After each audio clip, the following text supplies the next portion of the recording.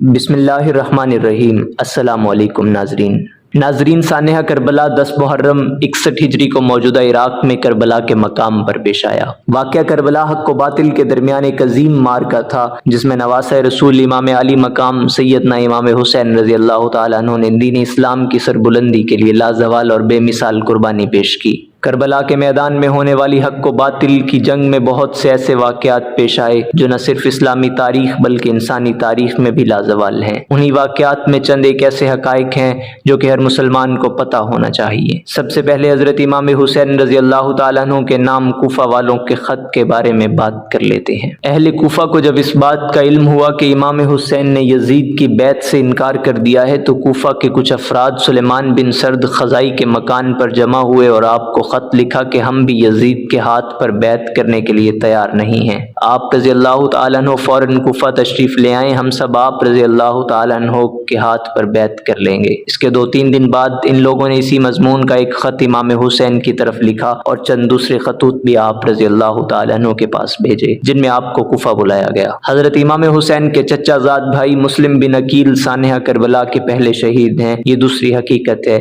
جس کا علم ہونا آپ کو بہت ضروری ہے۔ امام حسین نے اہل کوفہ کے خط ملنے کے بعد مسلم بن عقیل کو اپنا سفیر بنا کر کوفہ روانہ کیا تاکہ وہ کوفہ کے حالات کا جائزہ لے کر امام حسین کو آگاہ کر سکیں۔ امام حسین رضی اللہ تعالیٰ عنہ کے ساتھ کوئی فوج نہیں تھی، یہ بھی وہ حقیقت ہے جو کہ آپ سب کے علم میں ہونی چاہیے۔ امام حسین نے جب مکہ سے کوفہ کی جانب سفر شروع کیا تو آپ رضی اللہ تعالیٰ عنہ کے ساتھ اپنے خاندان کے کچھ افراد جن میں بچے بھی شامل تھے اور چند اصحاب تھے۔ امام حسین کا کوفہ کی جانب سفر اہل کوفہ کی دعوت پر تھا اور آپ کا یزیدی فوج سے جنگ کرنے کا کوئی ارادہ نہیں تھا۔ آپ نے فرزدق شاعر سے ملاقات بھی کی۔ وادی ترعیم سے سفر کر کے جب امام حسین کا قافلہ وادی صفا پر پہنچا تو مشہور شاعر فرزدق آپ کی خدمت میں حاضر ہوا۔ امام حسین نے فرزدق شاعر سے پوچھا کہ کوفہ اور کوفہ والوں کی کچھ خبر ہے تو مجھے دو۔ اس پر شاعر نے کہا کہ کوفیوں کے دل آپ کے ساتھ ہیں اور ان کی تلواریں یزید کے ساتھ ہیں۔ امام زمین کربلا کی خریداری یہ ثابت کرتی ہے کہ امام حسین کسی کی غاصب زمین پر دفن بھی نہیں ہونا چاہتے تھے۔ حور کی لشکر حسین نے تمام اصحاب اور اہل بیت کو اکٹھا کیا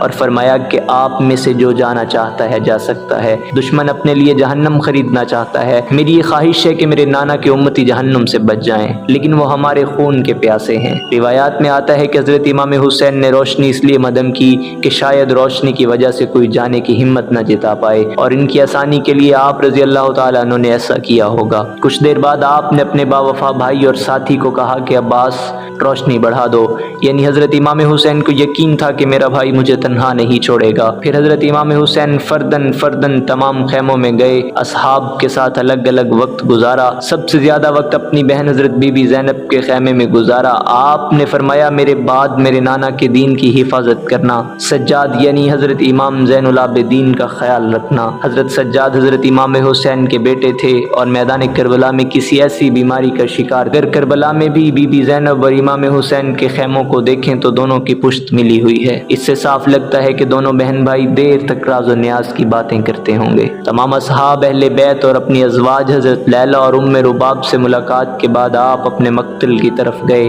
اور نشاندہی کی کہ یہاں مجھے شہید کیا جائے گا۔ آپ کے اصحاب اور اہل بیت جان چکے تھے کہ اللہ تعالیٰ آپ کو سب کچھ دکھا چکا ہے، پھر بھی ان کو موت کا خوف نہیں تھا اور وہ دنیا کی اس معمولی تکلیف کو اپنی آخرت کے بدلے میں منافع کا سودا سمجھ رہے تھے۔ 10 محرم الحرام کا سورج طلوع ہوا، تمام اصحاب اور اہل بیت نے رات جاگ کر گزاری تھی، سب لوگ پیاس سے نڈھال تھے۔ 7 محرم الحرام کی شام کو حضرت امام حسین کے حکم سے حضرت عباس اپنے چند افراد کے ساتھ یزیدی فوج کو دھکیلتے ہوئے دریائے فرات سے پانی کا مشکیزہ بھر لائے تھے، لیکن آج 10 محرم الحرام کو یزیدی فوج کئی گنا بڑھ چکی تھی۔ شمر مرون راستے میں حائل تھا، پیاس سے بچوں کی ڈوبتی چیخیں اور سسکیاں ماحول کو پورا شوب بنا رہی تھیں۔ حضرت امام حسین کی 4 سالہ بیٹی حضرت بی بی سکینہ پیاس سے نڈھال تھیں، انہوں نے اپنے چچا حضرت عباس سے پانی کا تقاضا کیا۔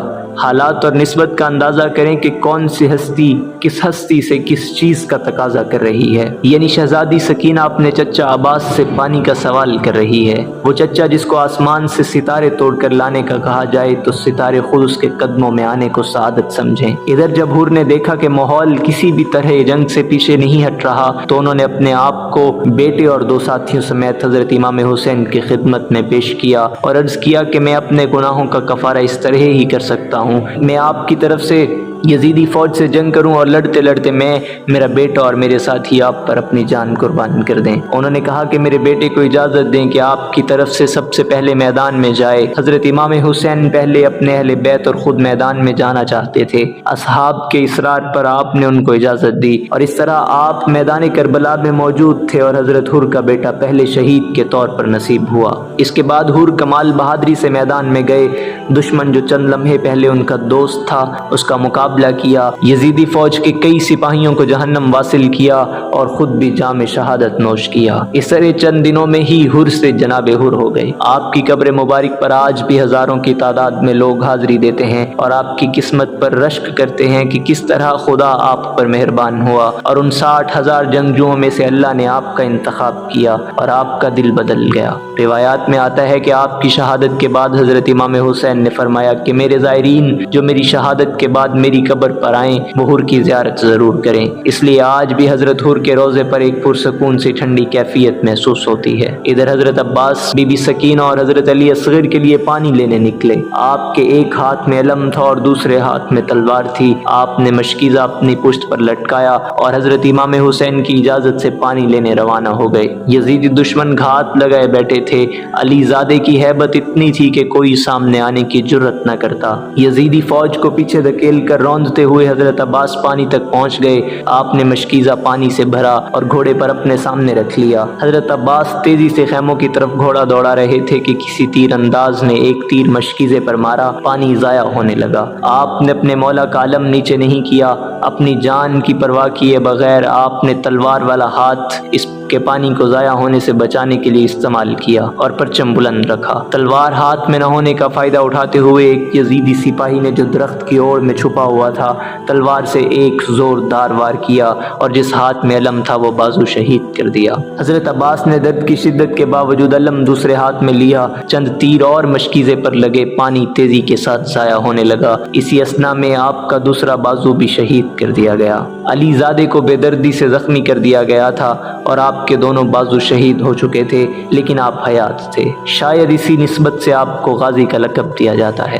ایک بدبخت نے پیچھے سے آ کر سر مبارک پر برچھی کی ضرب لگائی اور آپ شہید ہو گئے۔ حضرت علی کا جگر گوشہ، حضرت امام حسین کا فخر کس مظلومیت سے شہید کر دیا گیا۔ آج بھی اگر آپ کے جائے شہادت اور بازو شہید ہونے کے مقامات کو دیکھا جائے تو پہلے اور دوسرے بازو کے شہید ہونے کے مقام میں بہت فاصلہ ہے اور جائے شہادت دوسرے بازو کی جائے شہادت سے کافی دور ہے۔ یعنی آپ نے حضرت بی بی سکینہ کو پانی پہنچانے کی آخری سانس تک کوشش کی۔ جہاں آپ کا دوسرا بازو شہید ہوا اور پھر اس سے آگے آپ کی شہادت ہوئی، دونوں مقامات حضرت امام حسین سے ایک فرلانگ کے فاصلے پر تھے۔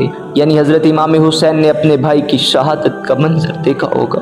ایک طرف 6 ماہ کا علی اصغر اور 4 سالہ سکینہ بلک رہی تھی اور بیویوں کی سسکیاں تھیں، دوسری طرف آپ کے اصحاب اور بھائی شہید ہو رہے ہوں گے اور حضرت امام حسین اپنی آنکھوں سے یہ سب قیامت خیز منظر دیکھ رہے تھے۔ اس سے آگے کچھ اور نہیں بیان کرنا چاہتا، ہمت ہوئی تو پھر بیان کریں گے۔ وما علینا الا البلاغ المبین۔